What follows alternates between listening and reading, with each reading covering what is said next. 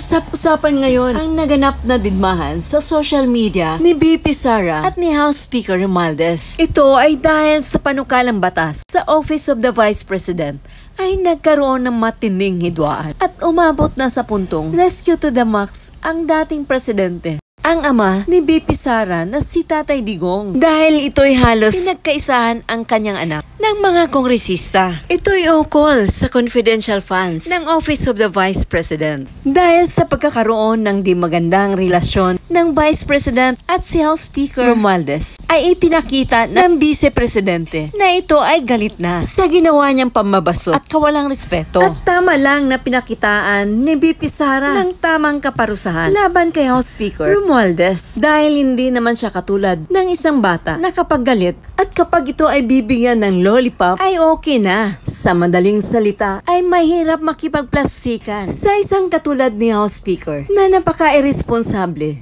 sa lahat ng bagay at pansariling interes lamang ang pakay sa pagupo sa gobyerno. Kaya from now on, trust no one na sa mga Marcoses, lalong-lalo na sa kanilang matatamis na labi. Tandaan natin, blood is thicker than water. Kaya kung ano man ang laro ni Babalina, ay todo ingat lang sa laro nila.